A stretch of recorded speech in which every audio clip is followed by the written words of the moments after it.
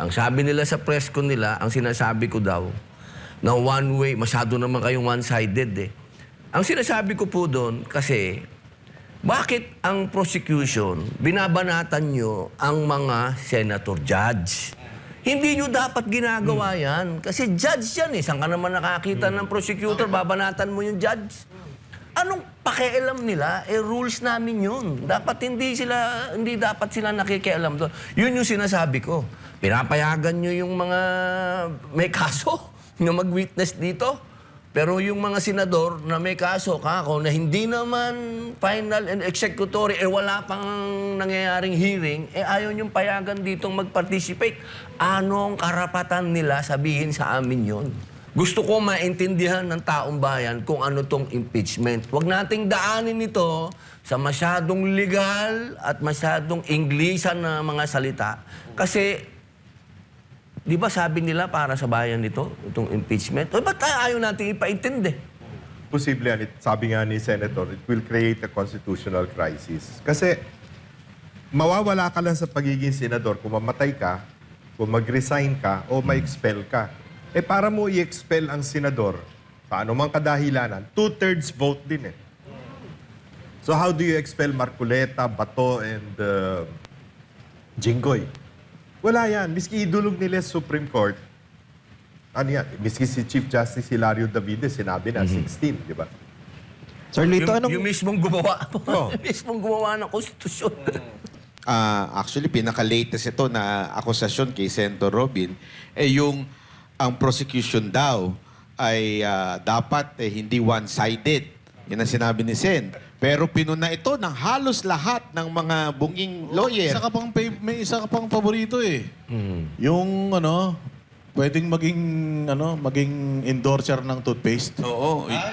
Yung political analyst na walang trabaho. Oo, ngayon political analyst na, hindi katulad ni Sir Lito, no? Yun, tama. Paborito kayo ng Sir. Yung tumatakas sa kaso. Tumatakas sa kaso yun eh. Ang masasabi ko lang sa ating mga kababayan, kung panonoorin niyo po nung buo yung palitan ng salita, at ito naman, mahirap pong mag-umpisa doon kasi sa hearing dahil bawal po yan. Doon na lang po sa sinabi nila sa press con nila. Ang sabi nila sa press con nila, ang sinasabi ko daw, na one way, masyado naman kayong one-sided eh. Ang sinasabi ko po doon kasi, bakit ang prosecution, binabanatan nyo ang mga senator judge? Hindi nyo dapat ginagawa yan. Kasi judge yan eh. Saan ka naman nakakita ng prosecutor, babanatan mo yung judge? Binabanatan nila yung mga nakakulong na senator judge. Si Jinggoy Estrada, Senator Jinggoy, tsaka si Senator Marcoleta.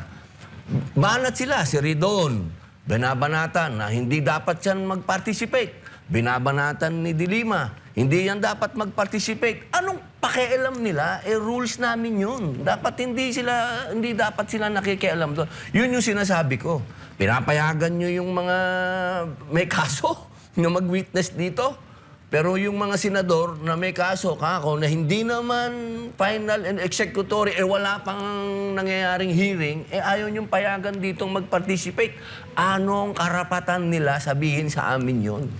Medyo itong mga ito, para itong mga langaw na nakasakay sa kalabaw. Dapat pagsabihan yan ng aming impeachment court na pagbawalan yan sa... Wala silang karapatan eh, hindi ko nakikita. Meron na ba kayo nakitang piskal na binabanatan yung judge?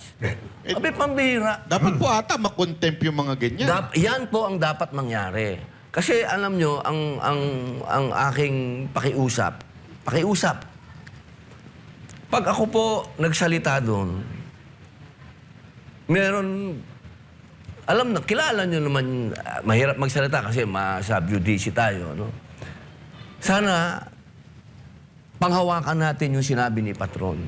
Gusto ko maintindihan ng taong bayan kung ano tong impeachment. Huwag nating daanin ito sa masyadong legal at masyadong Inglisan na mga salita.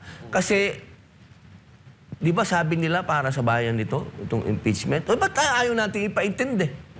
Dapat ipaintindi natin. Hindi tayo pwedeng Sila tong sabi ng sabi, no, wag daw masyadong mag-technical. Pag nagiging technical ako, sasabihin naman nila, alam nyo, ang hirap eh. Speaking of sub judice, Opo. Senator, yung bang ginagawa nilang mga press con na yan, araw-araw na press con na ginagawa nila, hindi ba yan Inaantay ko hindi nga pumapasok? yung spokesman ng impeachment eh. Inaantay ko nga magsalita eh. Ang ginagawa pa ng spokesman ng impeachment namin, ako pa ang binabanatan. Sabi ko, iba talaga ang panahon ngayon talaga. Oh. Ganon, yung Opo, yung Attorney impeachment, Tonggol? si Tungol. Oo. Ako pa ang binabanatan. Alam namin yung puso mo, hindi pa politiko eh. Opo. Buti nakakatiis ka, paano mo nilalabanan? Ay, Di ba iniisip ko nakikita na lang po yung taong bayan. Kasi pag ako pang nagsawa dyan, sino pa? Buti hindi ka nangungwelyo eh. Muntik na, muntik. Alam nyo, yun, matagal, tinanong yan eh, ni Pia eh. Sabi ni Senator Pia, may mga kasama kami na ganyan mag-threat. Di ba? Pero nakita naman ninyo, wala naman nangyaring ganon. Ibig sabihin, minsan pagka masyado nating siniseryoso yung mga bagay-bagay, yan ang ano eh. Dapat iwasan na lang yung mga satsat ng satsat kasi para... Pero alam nyo, actually, mas tama si Senator Robin doon sa sinabi niyan, dapat yung prosecution hindi one-sided. Kasi nasa ano yan, issue yan ng Supreme Court sa Sipiran na in-issue na kung saan ang primary job ng prosecution is not to convict but to give justice. Opo. So, ang mali talaga dyan yung mga humuhusga kay Senator Robin. Pero ito ang tanong, mukhang tinatarget talaga kayo ng, ewan ko kung sino tong tumatarget, pero handa ba kayong harapin at makulong din? Oo naman. Kulungan din nila ako matatakot sa kulungan. Ako ano yan eh. Kumbaga, dyan ako nag-Islam, dyan ako nag-Muslim, dyan ako bumait. Hindi ako matatakot dyan. Ang nakakatakot dyan, yung gagawan ka ng kaso. Yun ang ano. Kasi kung ako, nung nakulong ako, inamin ko, talagang siraulo ko ng panahon na yun, dapat ako makulong. Pero pag ikukulong ako ng gawa-gawang kaso, medyo mahirap tanggapin yon. Yung pangungulungan, madali yan eh. Pero yung kinulong ka, nang alam mong hindi mo namang ginawa, ay pambihira yun. Pambihirang... Mukhang senator, yan ang umuugong na balita ngayon, mukhang mauubos kayo. Tila ang nadidinig po natin, isusunod si Senator Cayetano, tapos kayo. Kasi kayo yung mga nagsasalita na ngayon na may sense eh. Hindi lang yung parang pagmamalaki nyo lang na 29 years kayong mambabatas. Yung meron talagang laman. Ika nga. handa naman po tayo dyan. Handa po tayo dyan. Alam nyo, pati kabuhayan namin, tinitira na yan. Pero paano yung boto? Kasi kung mababawasan kayo na mababawasan. Yun nga ang sinasabi ko eh.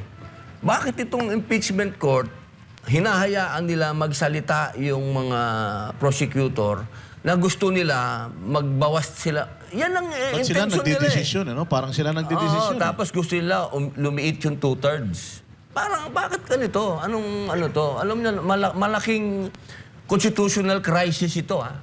Kasi konstitusyon yan eh. Hindi natin pwedeng baguhin ang konstitusyon ng sasabihin ng halimbawa lang ano kasi parang ang dating eh hihingi sila ng interpretasyon sa Supreme Court.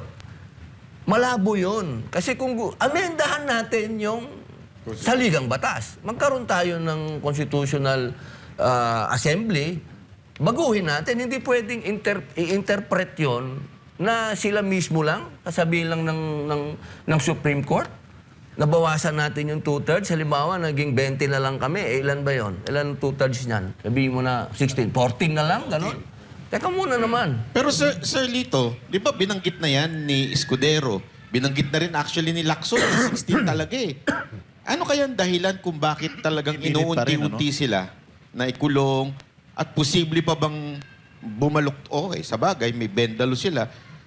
Posible pa bang baluktutin yan at gawing mas mababa? Imposible yan. Sabi nga ni Senator, it will create a constitutional crisis. Kasi mawawala ka lang sa pagiging senador kung mamatay ka, kung mag-resign ka, o ma-expel ka. Para mo i-expel ang senador, paano mang kadahilanan, 2/3 vote din eh. So how do you expel Marcoleta, Bato, and Jinggoy. Wala yan. Miski idulog nila sa Supreme Court, ano yan? Miski si Chief Justice Hilario Davides, sinabi na 16, di ba? Sir Lito, Yung, anong... yung mismong gumawa. Oh. Yung mismong gumawa ng konstitusyon.